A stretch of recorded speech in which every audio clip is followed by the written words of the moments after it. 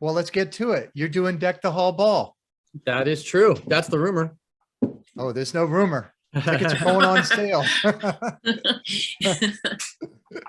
I mean, we had to go through the cities this December to look at where we're playing. And one of the cities that I have always loved, have been going to since I was a little tiny kid. And I always say yes to anything in Boston. I'm there. It's a no-brainer for me. Well, I don't know if you recall last time you came here, for us anyway, was for our Mix Fest that was on the Hat Show. And you went for a jog beforehand and you forgot to bring your credentials and they wouldn't let you back in. That's right. And at one point, one of our street teamers was just running, going, "They won't let Ryan inside." Yeah. And we had to go get you and fetch you back. That's so right. No jogging before this one. Yeah. Please. Yeah. We were there like maybe 2 months ago, I think. 2 months ago, we were in Boston. We played, I forget the name of the amphitheater, but the big outdoor amphitheater. Seaport, right? Yeah. So I was in Boston. Bank Pavilion. That's right. Yeah. So I was in Boston for the day. It was blazing hot. And I was going to go for a run. Normally I like to run Boston Commons and, up through Beacon Hill and whatever, just cause it's beautiful and it's a great area. I stepped outside with my running shoes on and the sun hit me and I was like, nope, absolutely not. I'm going to go have some oysters and a cold beer and just call it a day. And that's exactly what I did. Much better idea. I remember the last time you guys played there. It's been a few years down at that same spot.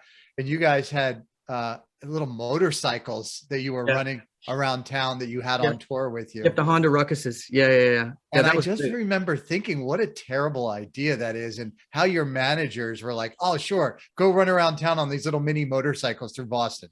Yeah, that is literally what we did. We didn't do it on this tour. We did it on that one.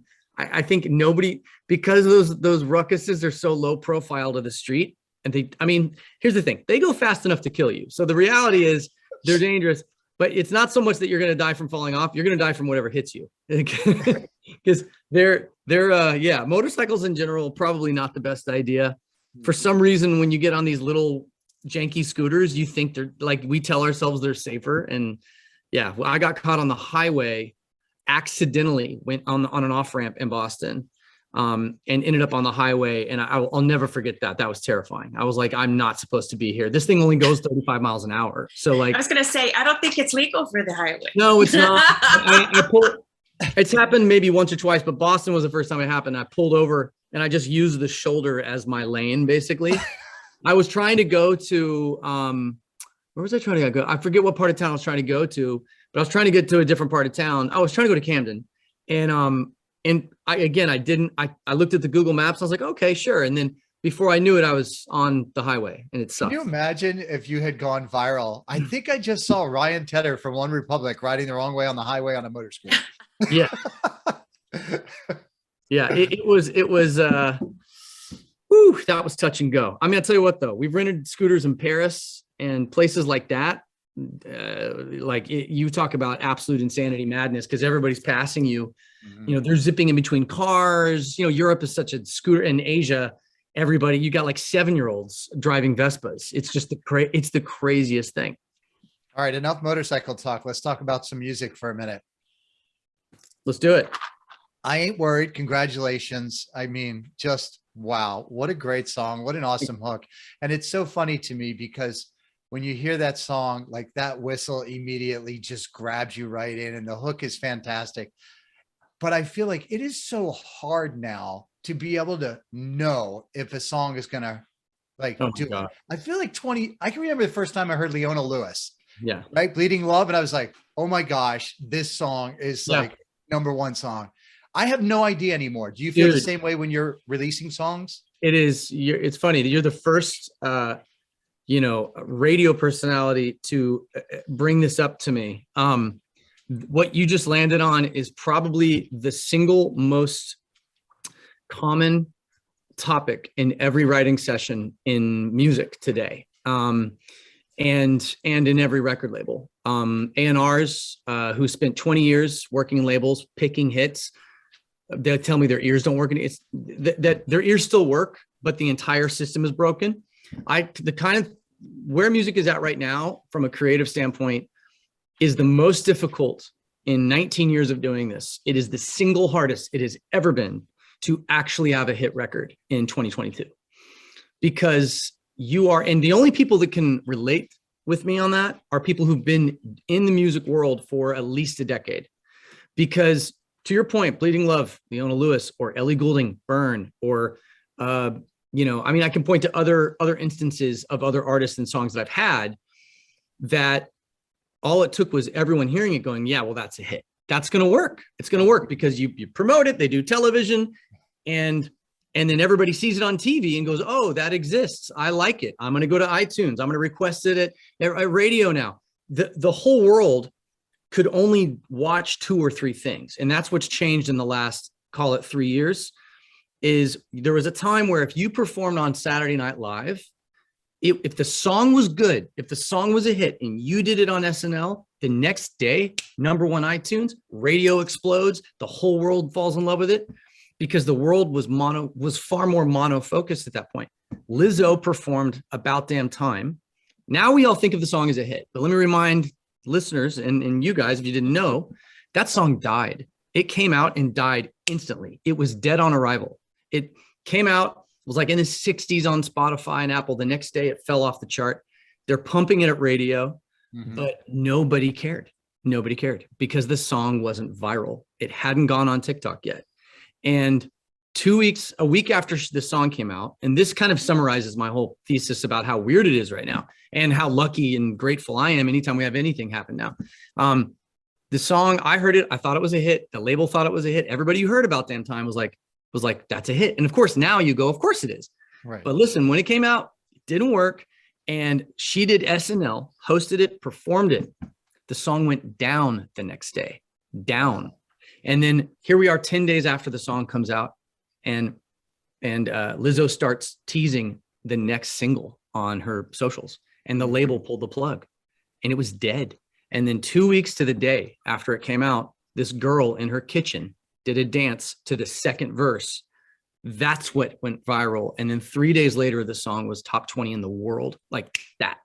So it wasn't even the hook of the song. It was that. Wow. And I've talked to other program directors at like Kiss FM here in LA who said, you know what, when we would do, you know, people listening, there's a thing called research, you know, people, radio stations want to know what songs their listeners like, right? So you get research. The chorus wasn't researching. Nobody knew what the chorus was. And so they're like testing the song. They go, wait a minute, the song's a smash. Why aren't people recognizing it? Like, oh, we're playing the wrong part of the song. You got to play the second verse. In a minute, I'm gonna need us. In a minute, I'm gonna need a woman to pump me up. Right. That was the part that was in the world that we live in now of social media and TikTok. That was the part that stuck and that made everybody go with, I ain't worried. It's the whistle.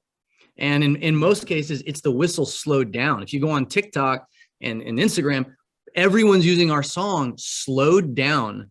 It's the whistle slowed down. It's like this. I didn't realize. Wait, that just hit. I didn't realize that whistle was from your song. I've heard that whistle. Think about it. Listen. You're like Kevin Hart posted it the other day. He's got 1 billion followers. Tom Brady posted it last week. He used it last week, like in preparing for the upcoming game or whatever. I was like, everyone's yo, Tom Brady just used your song.